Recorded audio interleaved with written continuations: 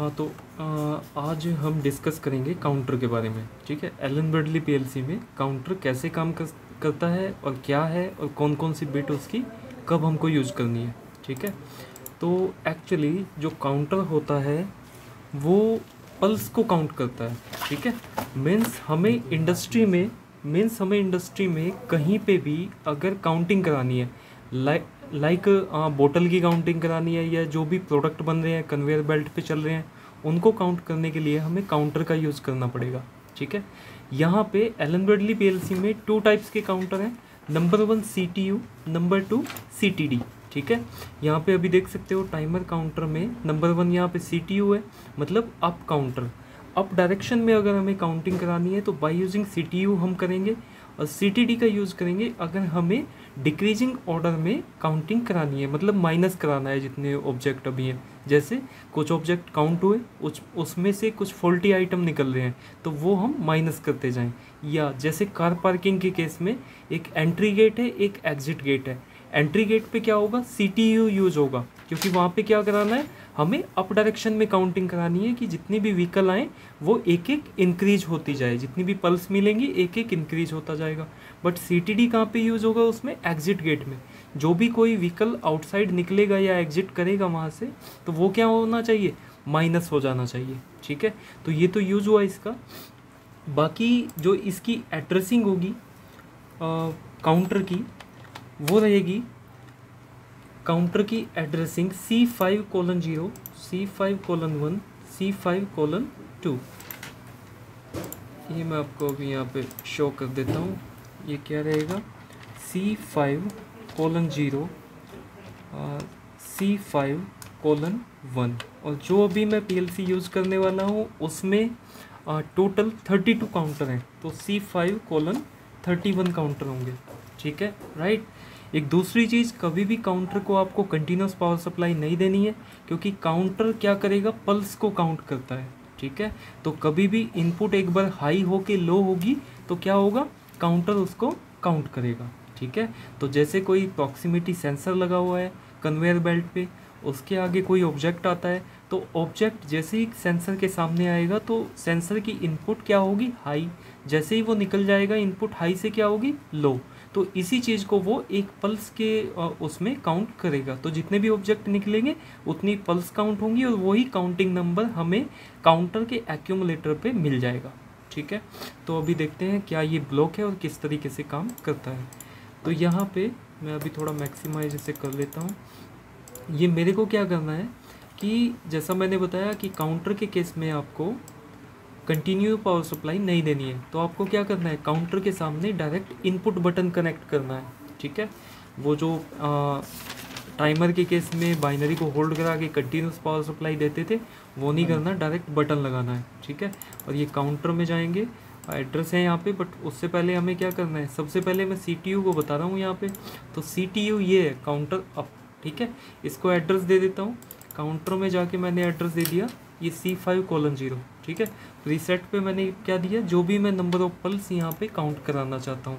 Suppose that मेरे को क्या चाहिए कि जब भी 5 ऑब्जेक्ट आ जाए उसके बाद में आउटपुट ऑन हो जाए। जैसे पैकिंग ऑन करनी है कि जैसे ही 5 ऑब्जेक्ट आ गए तो उसके बाद में पैकिंग मशीन ऑन हो जाए और पाँचों वो ऑब्जेक्ट क्या हो जाए, पैक। तो वही नंबर जितने भी आपको ऑब्जेक्ट के बाद में आउटपुट को ऑन करना है वो कहाँ पे डालेंगे, प्रीसेट में। ठीक है, इसके बाद में इसमें 2 बिट हैं यहाँ पे। अभी मैं यहाँ पे NO एंड आउटपुट कनेक्ट कर लेता हूँ। उन बिट को समझने के लिए आपको ये यहाँ पे कनेक्ट करना पड़ेगा। अब सुनिए, काउंटर मेरा है C5:0, तो इसकी CTU में 2 बिट होती है। एक तो कौन सी है, CU। ठीक है, और दूसरी कौन सी है, DN बिट। ठीक है, ये 2 बिट यहाँ पे यूज़ करनी है और इसके साथ में आपको क्या कनेक्ट करना है, आउटपुट। ठीक है, जैसे हम लोग टाइमर में चेक कर लेते थे उसी तरीके से यहाँ पे अभी काउंटर की 2 बिट चेक कर लेंगे। ठीक है, अच्छा जो CU बिट है यहाँ पे वो मैं पहले ही बता देता हूँ। CU बिट क्या है, इनेबल बिट है। ठीक है, CU बिट यहाँ पे इनेबल बिट है।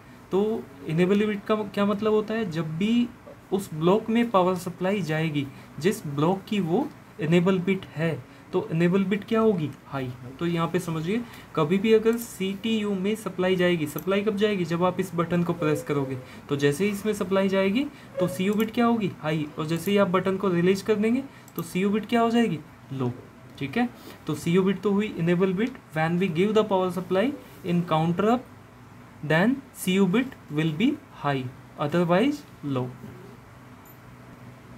इसके बाद में DN बिट की बात करते हैं। DN बिट कब हाई होगी, ठीक है, तो ये कब हाई होगी पहले मैं आपको बता देता हूँ, उसके बाद में प्रैक्टिकली से देखते हैं। जैसे मैंने प्रीसेट में क्या दिया है, यहाँ पे 5, ठीक है, प्रीसेट सेट किया 5। अब यहाँ पे 5 ये सेकेंड्स या मिली सेकेंड या मिनट नहीं है, ये क्या है, 5 नंबर ऑफ पल्स।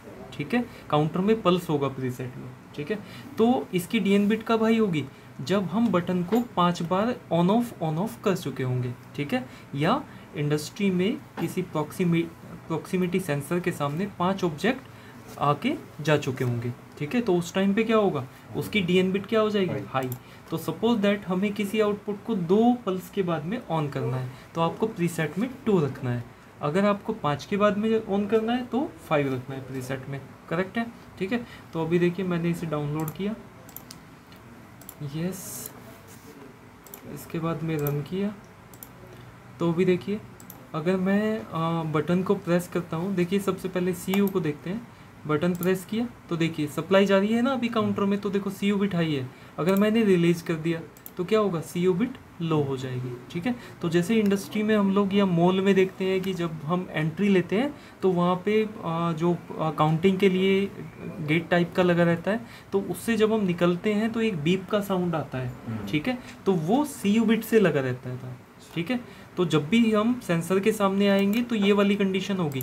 ठीक है, तो क्या होगा, CU बिट हाई, और जो बीपर है जो साउंड देगा वो ऑन हो जाएगा। ठीक है, और जैसे ही हम वहाँ से निकल गए तो क्या हुआ, ऑफ हो गया। ठीक है, तो CU बिट का तो यही यूज है। इससे मतलब नहीं है CU को कि ये प्रीसेट एक्यूमुलेटर कहाँ पे है, इसको तो जब भी ब्लॉक को सप्लाई जाएगी ये हाई हो जाएगा। ठीक है, बट DN बिट का क्या यूज है, जब भी यहाँ पे 5 काउंट हो जाएंगे, अभी तो 2 हुआ ना, 2 5, अभी तो गैप है इनमें, तो 3 बार और मेरे को प्रेस करना पड़ेगा।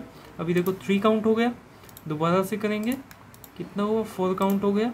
अब फिफ्थ टाइम करेंगे, है ना, तो जैसे ही प्रीसेट एंड एक्यूमुलेटर इक्वल होते हैं तो डन बिट क्या हो जाएगी, हाई। ठीक है, और एक और चीज़, अगर मैं इसे एक और बार प्रेस करता हूँ, अच्छा कुछ PLC में ये एक्यूमुलेटर प्रीसेट से ज़्यादा नहीं जाएगा। ठीक है, बट एलन ब्रैडली PLC में एक्यूमुलेटर चलता जा सकता है, प्रीसेट पे रुकेगा नहीं। ठीक है, तो 6 पे भी वो चला गया अगर नेक्स्ट टाइम हम प्रेस करेंगे, तो डन बिट इक्वल पे भी हाई रहती है, और अगर एक्यूमुलेटर प्रीसेट से बड़ा होगा तो भी डन बिट हाई ही रहेगी। करेक्ट है ये वाली चीज़।